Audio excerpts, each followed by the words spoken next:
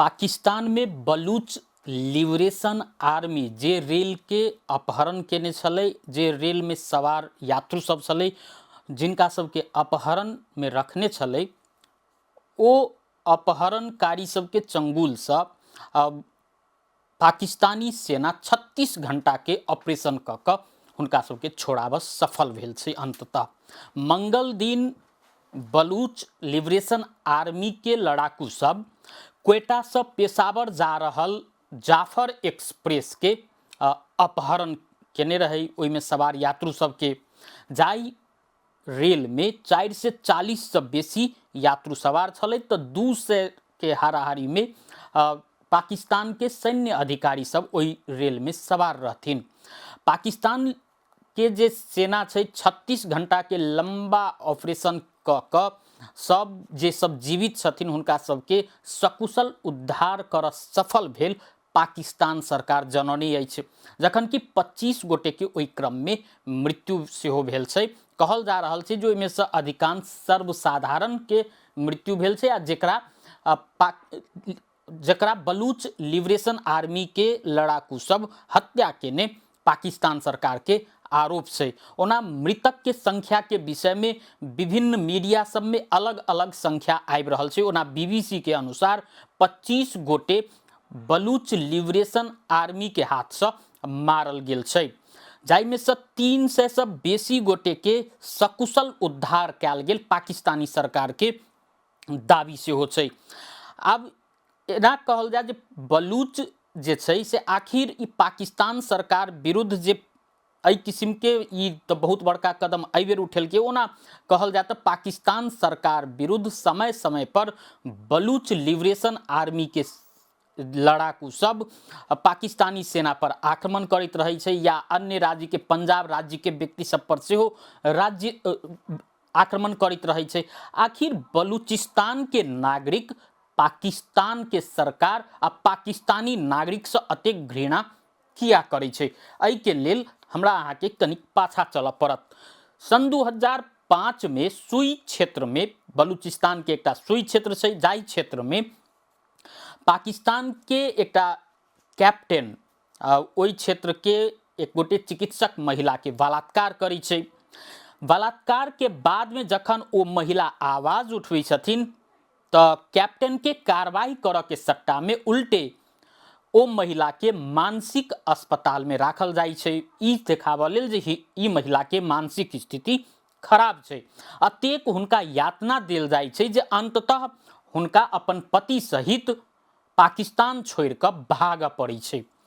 ई घटना जखन घटै छै ओई के बाद में अकबर खान बुगती नाम के व्यक्ति, जे ओतऽ के राजनीतिक कर्मी रही छथिन बलूचिस्तान के, जे पाकिस्तान में कोनो समय में रक्षा मंत्री सेहो रही चुकल रही छथिन, ओ बलूची नागरिक सबके संगठित करी छथिन सन 2005 में।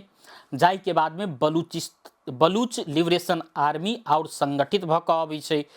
ओ बगुती जे छथिन बाद में जाकऽ बलूच लिबरेशन आर्मी के नेतृत्व सेहो करै छथिन, आ हुनके नेतृत्व के बल पर सन 2005 से जे विद्रोह शुरू भेल रहे ओ विद्रोह अखन धरि जारी छै, आ पाकिस्तानी सरकार के लेल मथ दुखी के विषय बनल छै। बगुती के ओना अंततः पाकिस्तानी सेना बमबारी क क हत्या सेहो क चुकल छै। ओना कहल जाए तो पाकिस्तान के जे ई बलूचिस्तान राज्य जे छै से सबसे बड़का प्रांत में से अबै छै। 4टा प्रांत छै पाकिस्तान में, जाई में से सबसे बड़का प्रांत बलूचिस्तान छै, जे 44% हिस्सा पाकिस्तान के क्षेत्रफल ओगटने छै। जाई में जनसंख्या के हिसाब से देखबै तो सबसे कम जनसंख्या यह बलूचिस्तान में रही छै। बलूचिस्तान में पाकिस्तान के कुल जनसंख्या के 6% जनसंख्या बसवास करै छै। ओना संसाधन सबके, प्राकृतिक संसाधन सबके जे बात करबै तो बलूचिस्तान सबसे धनिक प्रदेश छै। एहिठाम सोना, तामा लगायत के अन्य खानी सबके भंडार छै, जाई के पाकिस्तान सरकार प्रयोग सेहो करै छै आ अपन परिपूर्ति सब पूरा सेहो करै छै ओतऽ से।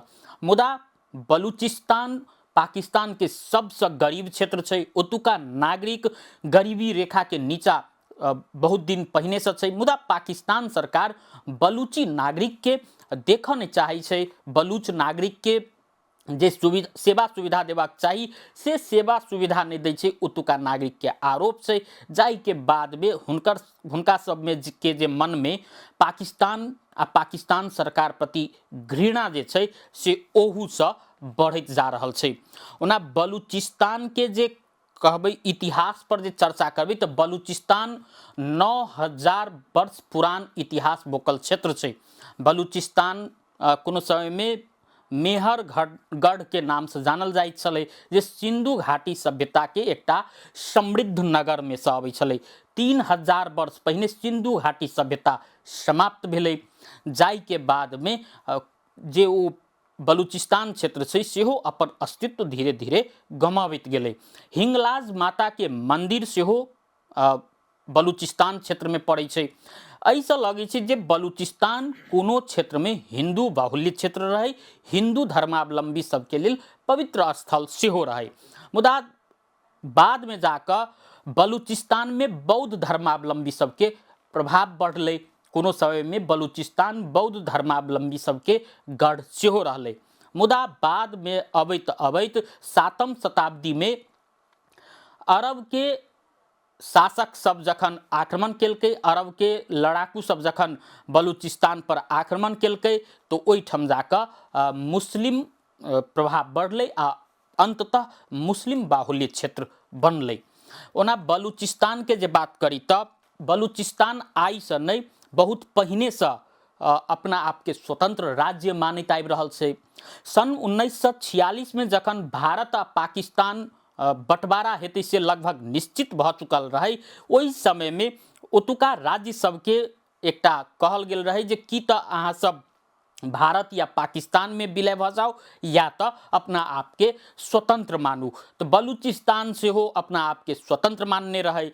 जखन ई भारत आ पाकिस्तान बंटवारा हेबे करते से निश्चित भेला के बाद में बलूचिस्तान के राजनीतिक कर्मी सब, बलूचिस्तान के आंदोलनकारी सब अंग्रेज शासक विरुद्ध एकटा मुद्दा सेहो देने रही अपना आप के स्वतंत्र राज्य के रूप में, जे मुद्दा पाकिस्तान के संस्थापक में से एक मोहम्मद अली जिन्ना पैरवी केने रहथिन। मुदा बाद में जाकर वह मोहम्मद अली जिन्ना बलूचिस्तान पर आक्रमण कराकर कब्जा जमौने रहथिन, जाहि के बाद में सेहो ओही ठाम से बलूची नागरिक सब समय समय पर पाकिस्तान सरकार विरुद्ध आक्रमण करैत आबि रहल छै। इहो कहल जाइ छै जे सन 1946 में जे ओ मुद्दा लड़ल रहथिन मोहम्मद अली जिन्ना, बाद में जाकर सहमतियो भेल रहे, बेलायत सरकार जे छै से ईस्ट इंडिया कंपनी तैयारो भेल रहे जे बलूचिस्तान के अलग राज्य के मान्यता देल जाए। जाहि के बाद में सन 1948 में आबि क बलूचिस्तान के तत्कालीन शासक सब अपना के स्वतंत्र राष्ट्र के रूप में बलूचिस्तान के घोषणा सेहो केलकै।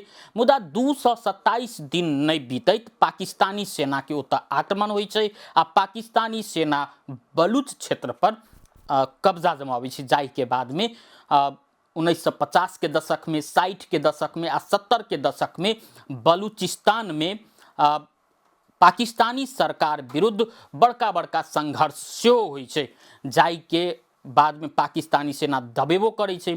ओहे प्रदर्शन सब लगभग 30-40 वर्ष धरि एकदम शांत रहे छै। मुदा 2005 में अबैत अबैत ओ विस्फोट होइ छै। 2005 के बाद में जे कहबै तब एहन विस्फोट होइ छै जे पाकिस्तान सरकार के लेल बलूची नागरिक मतदुखी के विषय बन जाइ छै। जाहि के बाद में बलूचिस्तान के नागरिक पर पाकिस्तान सरकार अन्यायपूर्ण व्यवहार सेहो करै छै। एकटा मीडिया रिपोर्ट के अनुसार पिछला 15 वर्ष में 5000 से बेसी बलूची नागरिक के अपहरण कैल गेल छै। ओ सब अखन कतऽ छथिन किनको नहीं बुझल छै, या तो वो मारल गेल छथिन या तो हुनका सबके कोनो ठाम कैद कऽ कऽ राखल गेल छै, से एहि विषय में किनको नहीं बुझल छै।